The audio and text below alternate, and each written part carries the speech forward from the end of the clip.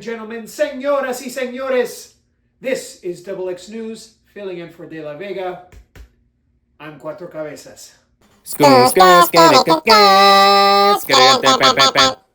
In our top stories today, the Eastside Ronin, tired of the disrespect, looked to make a statement at PCW's Time to Fight by getting involved pretty much every match, all the way from the pre-show up until about halfway through the main event. Now on that pre-show, Dion Summers, back from injury, was looking to get his footing back and taking on newcomer Hakeem Young. Just when everything was going Summertime's way, Eastside Ronin member Cedric Terrell distracted Summers just enough for Young to get the upper hand and finish him off. Hakeem, relish that victory. You just took it to one of PCW's finest. And Dion, don't let Cedric get in your head. And Cedric, Papi, I already know that I'm in your head. So anytime you want to step to the superhero salsa to PCW's sworn defender, bring it, Papi, because I'm going to dance all over you. Now bear in mind, this was just the pre-show. And before ring announcer Jeff Brock could fully open the show, Duncan Mitchell of Avesilla storms to the ring intent on getting revenge on Eddie Honcho, who was asked out to the ring and then jumped by the Eastside Ronin while trying to make his way to answer that challenge. So mi amiga Gemma Jules comes in with the chair, with the equalizer, trying to even up the odds. They start ganging up on Gemma. And from where I was backstage, I knew this wasn't going to be right. So what did I do? I brought with me my tag team partner, my youngest son. It was Cuatro Cabezas and Cuatro Cabezas Jr., Georgia's finest mass tag team, the Cabezas Dynasty, came out to even up the numbers. And then I took it upon myself to set up a tag team match between the Eastside Ronin, Eddie Honcho, and my boy, Cuatro Cabezas Jr. Now, it was a heartbreaker of an ending in that match, but I want to give all my love to the PCW faithful for taking Cuatro Jr. in. He's a good boy. The second generation superhero is going to make waves here at PCW. Wake up!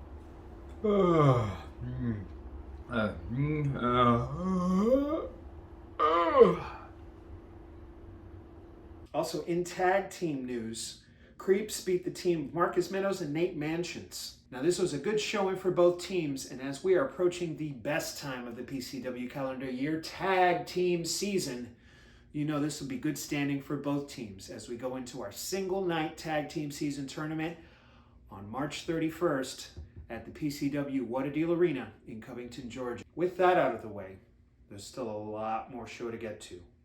In continuation of our last show, Butch Hurt took on Rose Gold. Yet again, the students were one step ahead of the teacher, cutting Butcher off and attacking them before the bell rang, using their own kendo stick against them.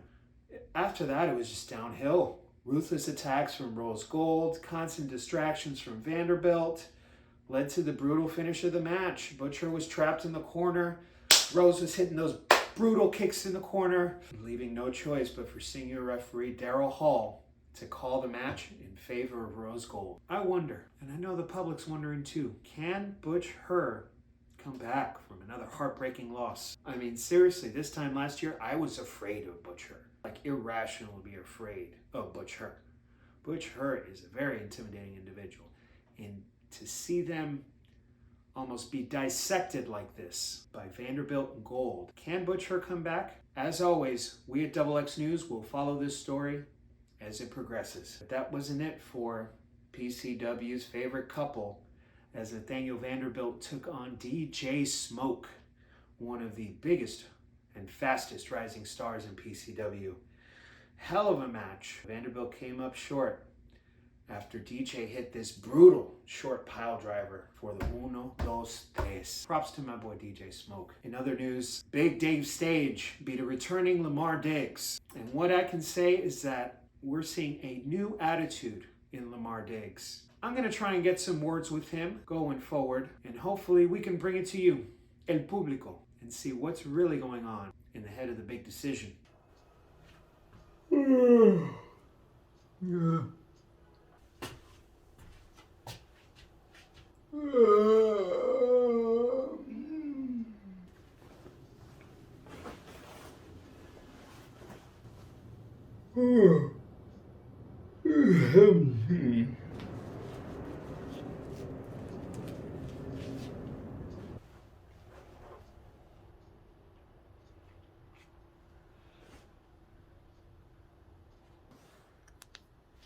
I think you saw the Cabezas dynasty take it to the EASTSIDE Ronin.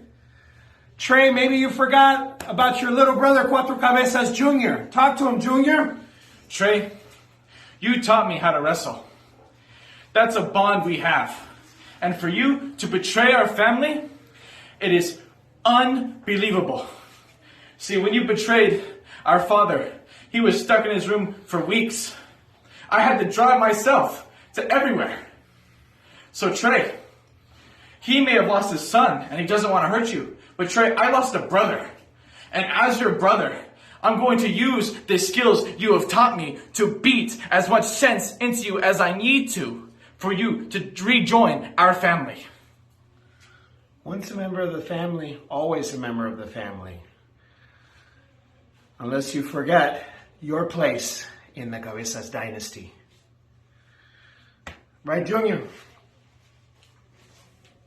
Now, the semi-main event, EASTSIDE Ronin almost ruined the match of the night, putting El Profesor Elemento up against Trey Shaw, the Ripper. Now, just as it looked like Elemento had the upper hand, EASTSIDE Ronin tried to go in and ruin everything.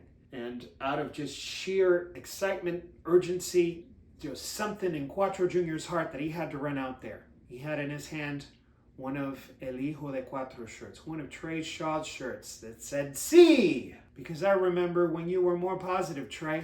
I remember when anything was possible. And it wasn't all this negativity. It was such bursting positivity out of you that you just had to yell it out everywhere you went. And in that moment where you saw what CUATRO Jr. had thrown at you and you remembered who you are, El Profesor finished you off with a muscle buster for the 1, 2, 3.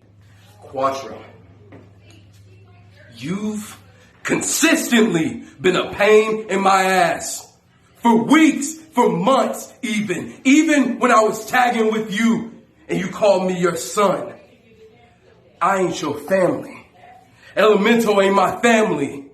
And the way I'ma beat CUATRO Jr.'s ass, he ain't gonna be my family either. I'm going to destroy you. I promise. I'm going to fuck you up. That's all right. And there's one thing you can say about my family, is that we've got tremendo wrestlers in my family. Trey, Hijo, if you want out of this family, you're going to have to get through me. And I'd like to see you try that. Finally, in the main event, for the PCW title, a marquee match anywhere in Georgia, pitting PCW champion Narcissism against Austin Towers. And what happened? EASTSIDE Ronin.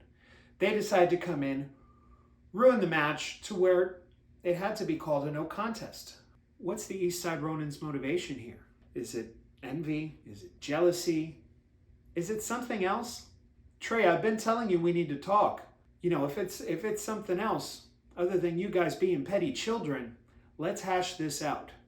Because I'm not going to let you ruin PCW over your petty things.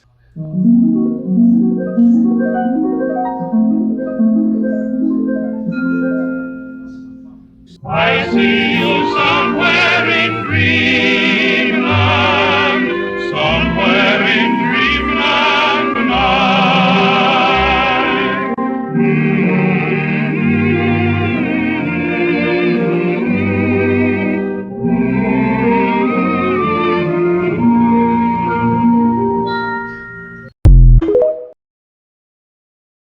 Wake up!